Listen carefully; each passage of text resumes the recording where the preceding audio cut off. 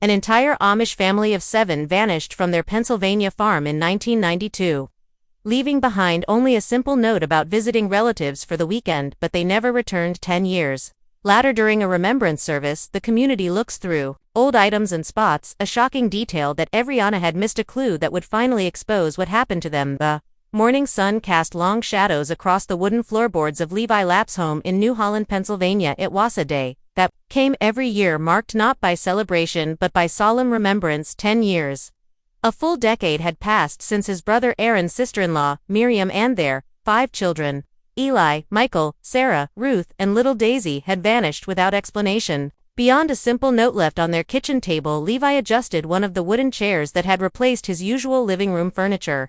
The transformation of his home for today's service had begun before dawn. Where his comfortable sofa usually sat, neat rows of simple chairs now faceted front of the room, the coffee table had been moved to the barn, making space for the gathering that would soon fill his home.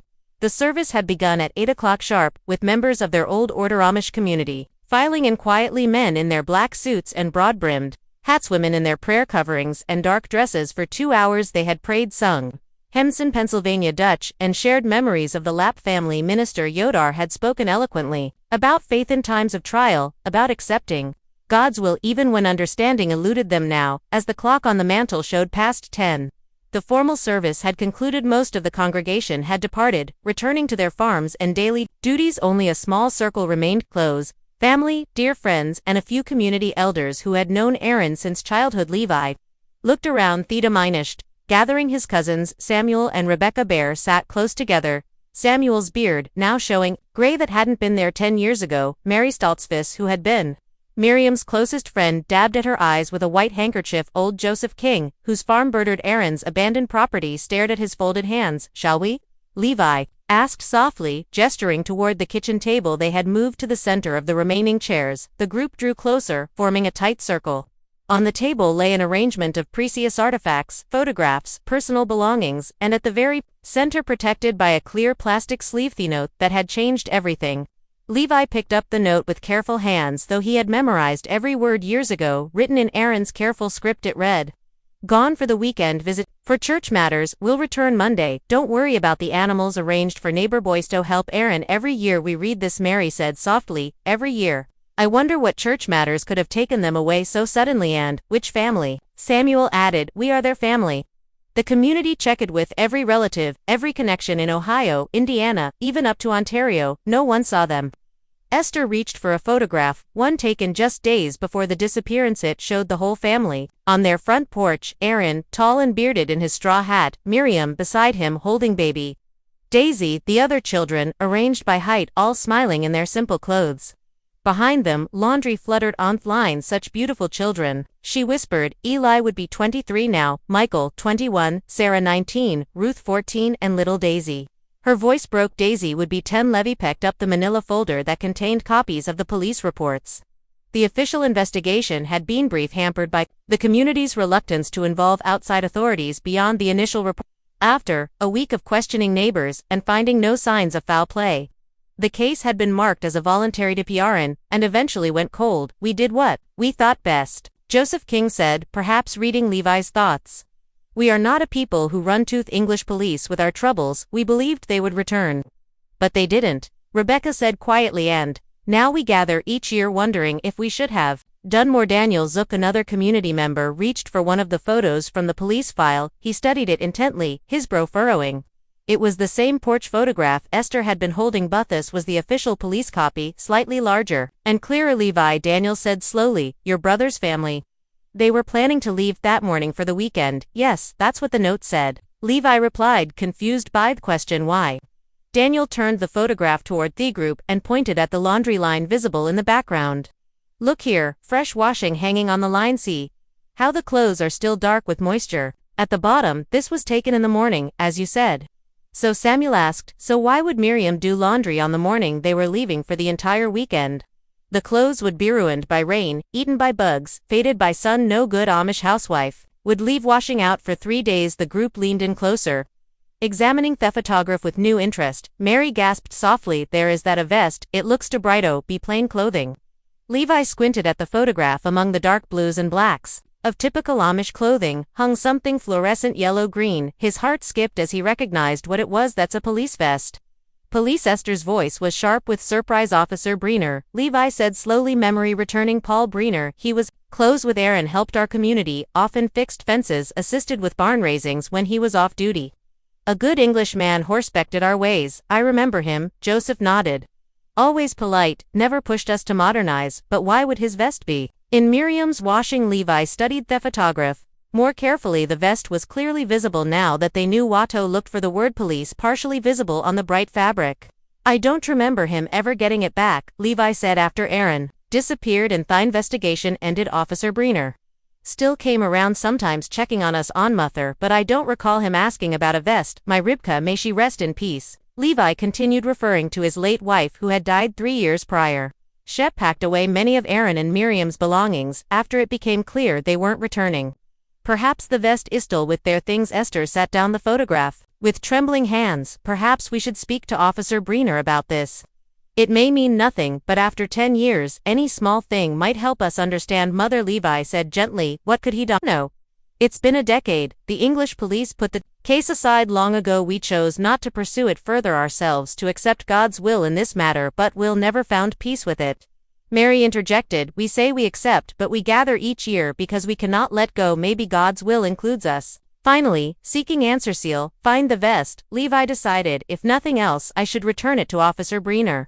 It's only right when I do. Perhaps I'll mention this observation about the laundry, see what he says.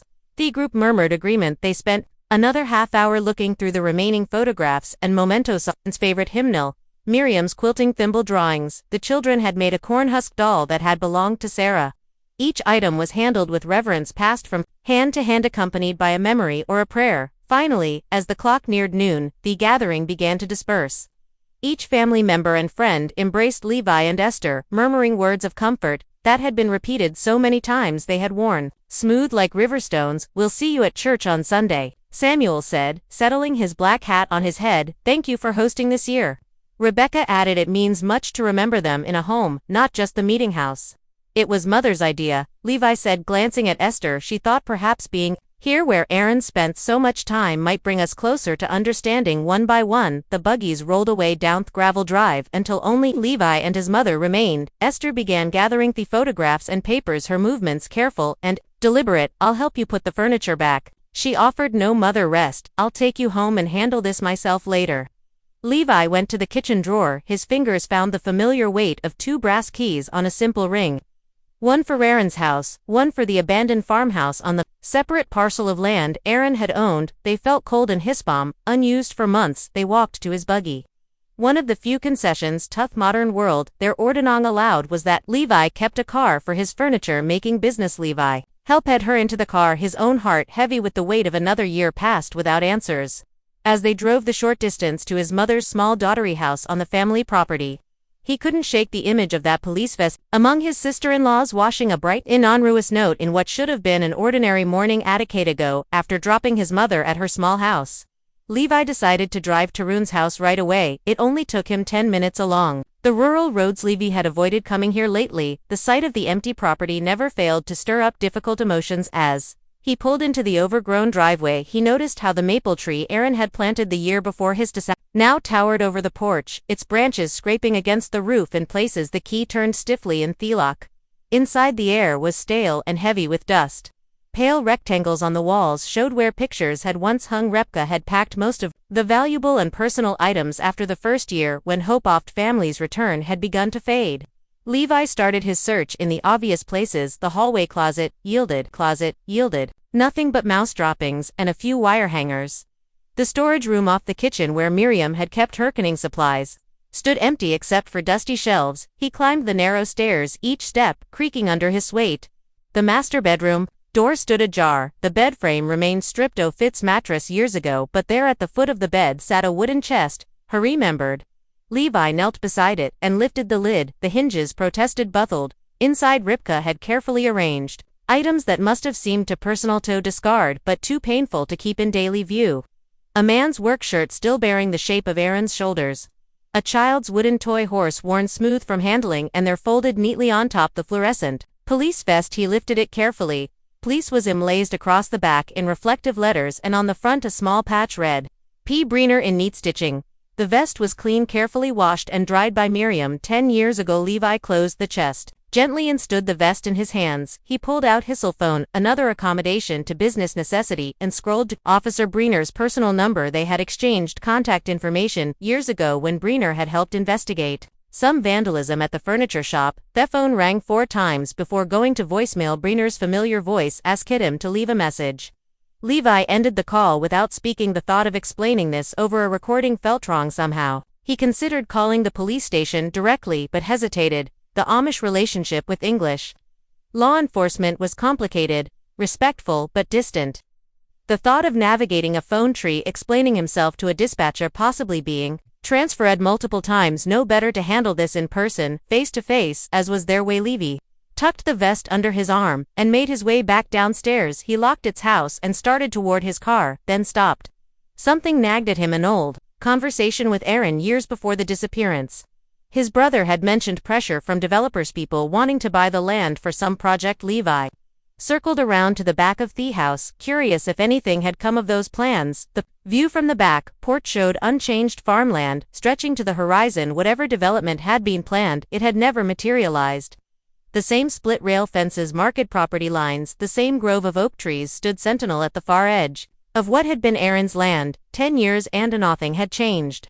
Levi made his way back to his car, placing the vest carefully on the passenger seat. He made a mental note to check the farmhouse. The properties couldn't stand abandoned forever. The New Holland police station was a modest brick building on the edge of town, its American flag snapping in the afternoon breeze. Levi parked carefully and walked through the glass doors, the fluorescent vest tucked under his arm. The interior smelled of coffee and floor wax, and a young officer sat behind a reception desk. Good afternoon, Levi said, approaching the desk. I'm looking for Officer Paul Breener. Is he available? The desk officer, whose nameplate read Jenkins, looked up from his computer screen. Breener, he's been out in the field since about noon. Can I help you with something or take a message? Levi shifted, vest in his hands. It's a personal matter. I have something that belongs to him from a while ago. When do you expect him back? Jenkins shrugged. Hard to say with field duty. Could be an hour, could be end of shift. I can take your information and have him call you. Nah, thank you, Levi said. I'll try again later. It's something I'd prefer to handle in persons. Suit yourself, Jenkins said, already turning back to his screen. He's usually here mornings if you want to try tomorrow. Levi nodded and left the station. Back in his car, he sat for a moment, considering his options. The farmhouse still needed checking, and he was already out. This way he could return to the station later in the afternoon, or perhaps tomorrow morning. He drove out of town, taking the winding road that led to more rural properties. Aaron's farmhouse sat on 40 acres of good land separate from the house property, about 15 minutes further into the countryside. He was about halfway there, passing through a stretch of Amish farms, when he noticed something wrong at the Yodar property. 2 men in dark uniforms stood by a black truck, and Jacobode was backing away from them, his hands raised in a defensive gesture. Levi pulled over immediately and got out of his car. As he walked closer, he could hear resid voices. Told you yesterday and the day before, Jacob was saying in accented English. This land is not for sale. It has been in my family for generations. Times change, Mr. Yoder. One of the uniformed men said. His uniform was strange, dark blue or black, but with no department patches, no badge numbers, no identification of any kind. The offer we're making is more than generous. You could buy land elsewhere. Better land. There is no better land than what God has given us to tend, Jacob replied firmly. Please leave my property. The second man stepped closer to Jacob, his posture threatening. You Amish think you can just sit on valuable real estate forever, contributing nothing to progress to the economy. Is there a problem here? Levi called out, walking faster now. All 3 men turned. Jacob's face showed relief at seeing a familiar face. The 2 uniformed men exchanged glances. No problem, the first man said smoothly. Just a business discussion. Doesn't look like Mr. Yodar is interested in your business, Levi said, positioning himself beside Jacob. He's asked you to live. The second man's jaw tightened. And you are a neighbor, and someone was about to call the police if you don't respect this man's wishes to be left alone. Levi pulled out his cell phone, making sure they could see it. The 2 men looked at each other again. The first one reached into his pocket and pulled out a business card, tossing it on the ground at Jacob's feet. Think about our offer. Mr. Yodar will be back. They walked to their truck with deliberate slowness, as if to show they weren't Intimidated Levi memorized Felicent's plate as they drove away, though the truck bore no company logos or identifying marks. "Thank you, Levi," Jacob said once they were gone, bending to pick up the business card. "They have been here every day this week, always them wanting to buy my land, getting more insistent each time. What do they want?" "If for Levi?" asked Jacob, shrugged. "They speak of development progress, making better use of the land, but they give no specifics." He paused, looking troubled. "Yauk no. Something like this happened before about 10 years ago. Different men but some pressure, same vague talk of development, then it stopped suddenly." Levi felt a chill despite the warm afternoon. 10 years ago, around the time my brother Yes, now that you mention it, maybe a few months before Aaron had men visiting him too. I remember he was worried about it, talked to the bishop. Then Jacob trailed off, not wanting to mention the disappearance directly. "These men," Levi said, "did they say what company they represent?" Jacob handed him the business card. It was plain white with only a phone number and the words Land Development Associates in simple black text. "No names, no addressium. Actually on my way to speak with Officer Breener about another matter," Levi said. "I'll mention this to him. Hissaway's been a friend to our community. Maybe he can look into whether these men have the right to harass you like this." "I would appreciate that," Jacob said. "I doubt the English law can do much if they're just asking to buy.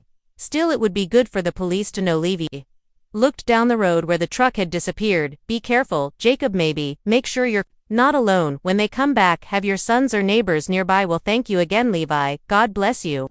Levi walked back to his car, troubled by this encounter. As he continued driving toward Aaron's farmhouse, he couldn't shake the feeling that the past was stirring, that old secrets were struggling toward the light. The entrance to Aaron's farmhouse property was marked by weathered stone pillars that had stood for over a century. As Levi slowed to turn in, he noticed a police patrol car parked on the opposite side of the road, engine idling. The driver's window was down, and through it he could see a familiar figure in sunglasses. "Officer Paul Breener." Levi pulled over and parked, then walked across the quiet road. As he approached, Breener removed his sunglasses, revealing tired eyes that crinkled with recognition. "Levy up," Breener said warmly. "Good to see you. How are you holding up?" "Hello, Officer Breener. I'm well, thank you." Levi glanced around the empty road. "Are you stationed here? Today seems unusual for someone of your seniority to be on patrol." "Duty," Breener chuckled, "just keeping an eye on the area. Happened to be passing by and saw Aaron's old place." His expression grew more solemn. "Hard to believe. It's been 10 years. I still think about that case sometimes." "That's kind of you to remember," Levi said, touched by the sentiment. "Actually, I was looking for you at the station earlier today. I have something to discuss with you about Aaron's case." Brenner's eyebrows rose slightly. "Yes, I found something of yours at Aaron's house." Levi walked back to Hisker and retrieved the vest. This was in a chest with other belongings. "I believe it's yours." Breener took the vest, examining it with a puzzled expression. "A vest? I don't." He turned it over, saw his name stitched on the patch, and his face cleared. "Oh yes, right, this is mine. Completely forgot about it, after all this years." "How did it end up at my brother's house?" Levi asked. Brenner handed the vest back through the window and rubbed his jaw thoughtfully. "It was that morning, the morning they left. I had stopped by to discuss something with Aaron and Miriam. Binked kind soul. She was invited me in for breakfast. Wouldn't take no for an answer. You know how she was." Levi nodded, remembering his sister-in-law's legendary hospitality. "Well, clumsy me, I managed to spill vegetable soup all over my vest. Miriam insisted on washing it for me, said it would stain if left. I protested, of course, but Breener shrugged. "You didn't argue with Miriam Lapp when she does it to help you?" "I never heard about this visit," Levi said slowly. "May I ask what you were discussing with Aaron that morning?" Something flickered across Breener's face. Was it nervousness? "Oh, it's been so long. I think it was something about neighborhood safety. There were some development plans in Theria that had residents concerned." "Development plans?" Levi leaned closer. "Aaron did mention something about that to me once. Private developers wanting to build a road through the back of his property." "That's right," Breener said, seeming to relax slightly. "There was a companionishing hard to buy up land for some project. The community was worried, and the police department worked with local officials to put the project on hold. I was probably checking in with Aaron about any safety concerns, making sure no one was pressuring him unduly." Levi thought of Jakob Yoder's frightened face from just minutes ago.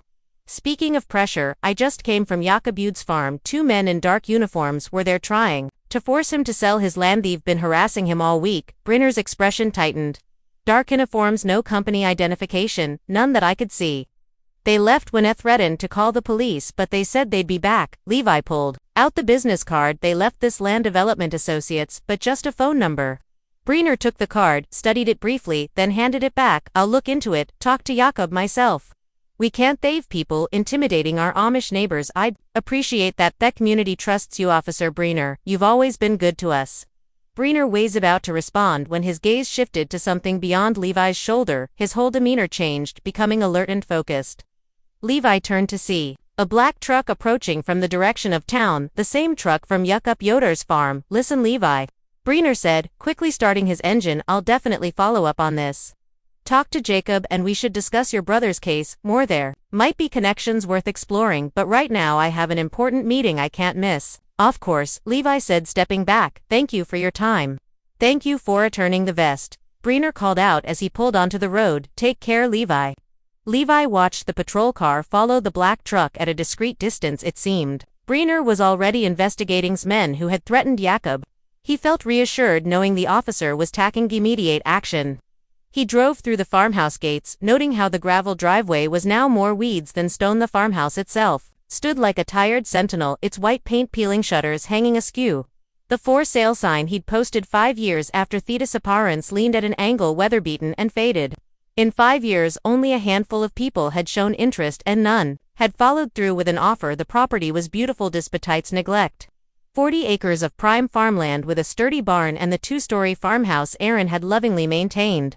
But the Amish community was insular and English buyers often felt uncomfortable purchasing property in the heart of plain country. Meanwhile, most Amish families already had their own land or couldn't afford the asking price. Levi parked and entered the house with his key. Dust particles danced in the afternoon, light streaming through dirty windows. He found cleaning supplies in the pantry, miraculously still usable, and began the task of making the kitchen presentable. He was sweeping mouse droppings from the corners when he heard a car pull into the driveway. Through the window he saw a sedan he didn't recognize, a man in business. Adder emerged, studied the for sale sign, then walked toward the house. Levi met him at the door. Good afternoon, the man said with a practiced smile. I noticed the for sale sign. Is this property still available? Yes, it is, Levi confirmed. I'm the owner. Well, managing it for the family. Excellent, I'm very interested. May I look around? Levi gestured him inside.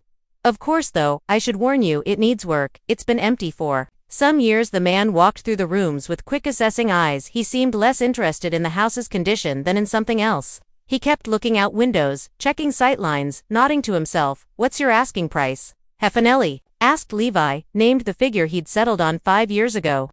Fair market value for the land and buildings, the man laughed. For this condition, I'll give you half that. That's well below the land value alone, Levi protested. The acreages in the middle of nowhere, surrounded by Amish farms, limited development potential. Half your asking price is generous. Levi felt conflicted. The offer was insulting, but the property had sat vacant so long. Every month meant more deterioration, more expense. I could perhaps come down 15%, but I'll meet you in the middle, the man interrupted, pulling out a map from his jacket. Let me show you my plans for the property. He spread the map on the dusty kitchen counter.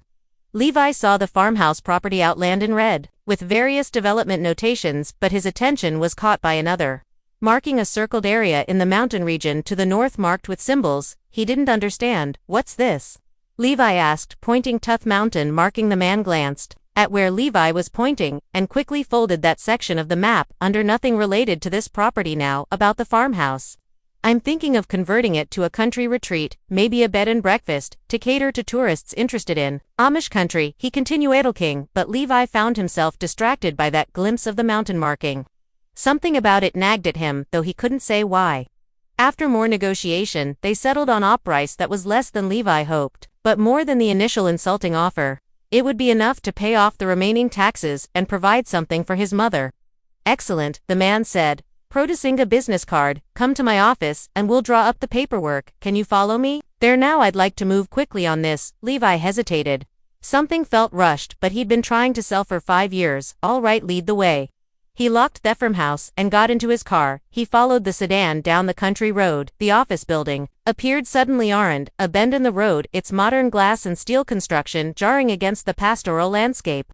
It stood alone in what had once been a cornfield surrounded by a large parking lot that seemed excessive for such a remote. Levi followed the buyer's sedan into the lot and parked beside its impressive facility. Levi commented as they walked toward the entrance. Though privately, he found the building cold and unwelcoming. We believe in making a statement.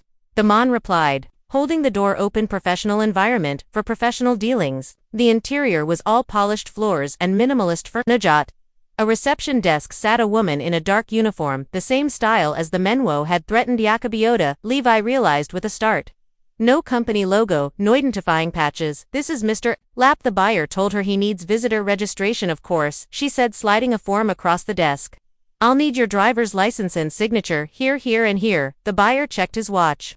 I'll go prepareth contracts, my office is just down the hall. When you're finished. He strode away, leaving Levi with the receptionist. Levi fumbled for his license, unaccustomed to TOSIC, formal procedures. In his world, deals were sealed with handshakes and trust. As the woman typed his information into her computer movement, outside it caught his eye.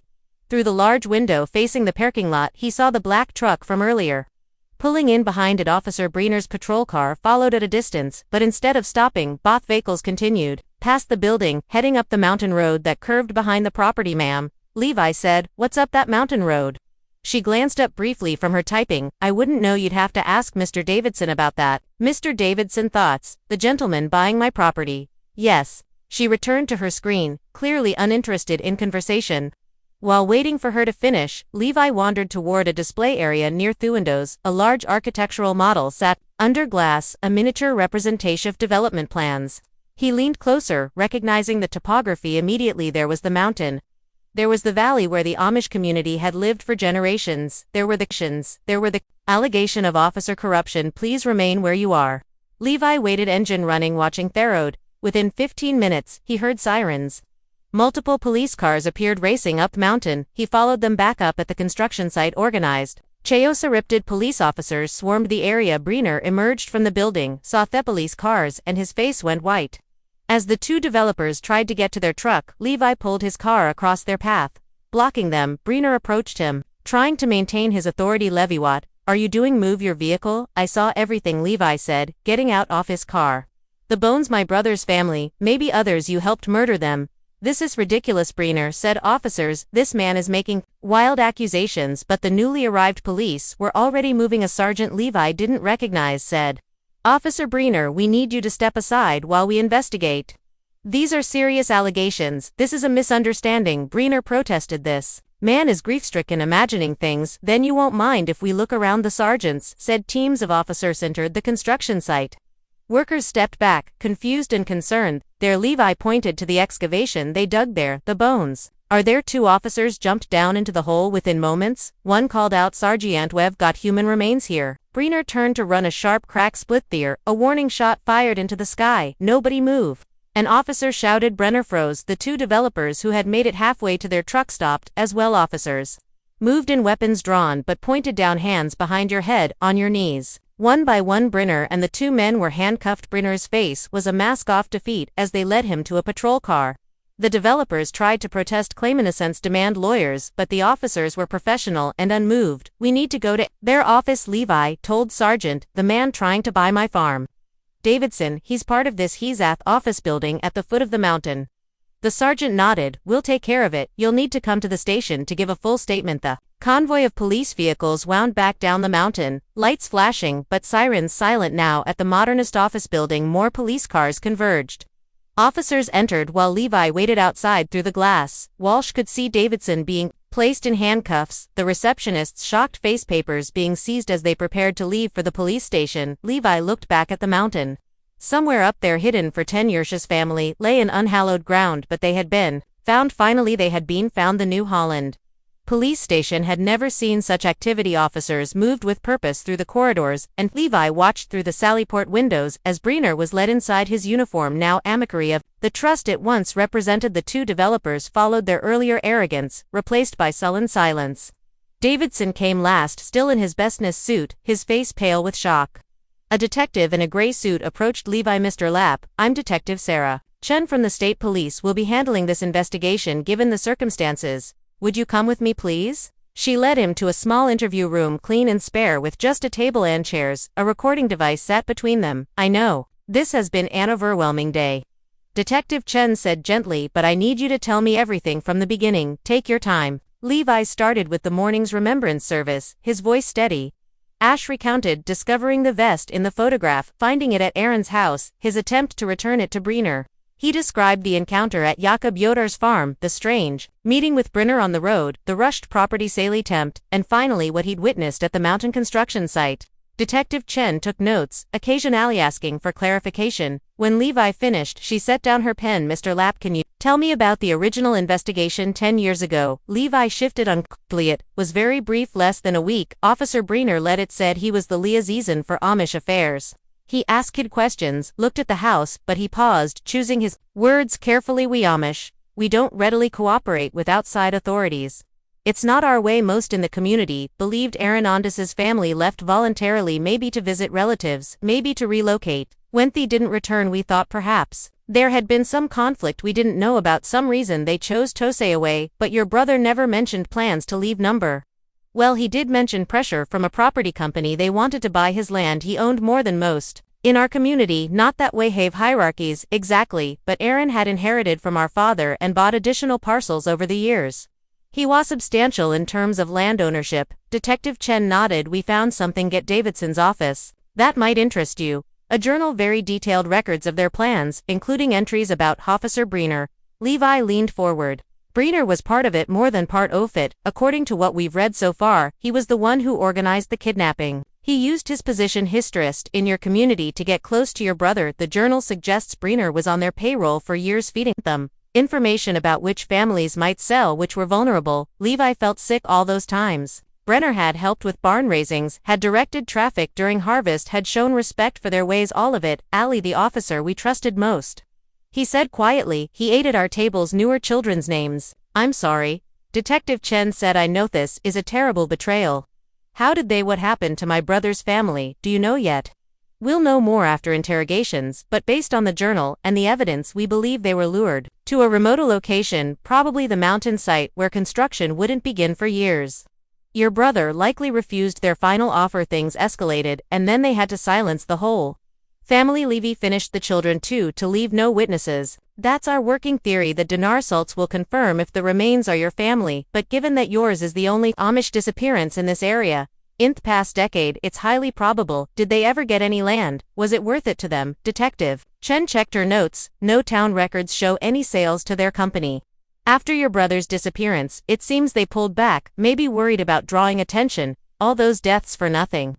They waited 10 years to try again." Levi put his heading his hands. "My brother fought them, and we never knew. If I had been here, I was in Ohio, then working. I only moved back after they vanished. If I had known Abutha's struggle with these developers, you can't blame yourself," Detective Chen said firmly. "The blame lies with the Menwo did this. We Amish live in acceptance," Levi said, raising his head. "We believe in yielding to God's will, in not fighting the world, but sometimes that acceptance makes us blind to evil. We should have pushed harder 10 years ago, should have demanded real answers instead of accepting what Brynner told us." A knock at the door interrupted them. An officer peered in. "Detective, the family member is here, a Mrs. Esther Lapp, my mother," Levi said, standing quickly. He found her in the corridor, her black bonnet slightly askew, her face drawn with fear and hope. Their eyes met and she read the truth in his expression. "No," she whispered. "No, no, no." Levi caught her as she swayed. "They're just bones, Mom, just bones now." They held each other in the fluorescent lit hallway, mother and son united in grief that was a decade old. But suddenly fresh other officers moved past them, respectfully giving them space for their sorrow. After a time, Detective Chen approached. "Mr. and Mrs. Lapp, the forensics team has preliminary information, if you're ready." They were led to a family waiting room, more comfortable than the interview space, with softer chairs and tissue boxes on every surface. A woman in a lab coat entered, her expression professionally compassionate. "I'm Dr. Martinez from the forensics department," she said. "The remains we recovered are approximately 10 years old. Based and soil analysis, we found bones of various sizes, adult male, and children of different ages." Esther made a sound like a wounded animal. Levi gripped her hand. "We'll need DNA samples from you both to confirm identity," Dr. Martinez continued. "But the ages and numbers match your missing family members." We see?" Esther asked, her voice barely audible. Dr. Martinez hesitated. "It's not They're not intact remains, Mrs. Lapp, but if you feel it would help we can show you some of the evidence we've collected. They were led to another room where evidence bags lay on a sterile metal table, bones cleaned and tagged, fragments of fabric. A small shoe that might have fit a young child, personal effects that had survived a decade in the ground. Esther reached into her bag with shaking hands and pulled out a photograph, the same one from the remembrance service. And Miriam, on the porch, the 5 children arranged by height, all of them smiling in the sunshine of a morning.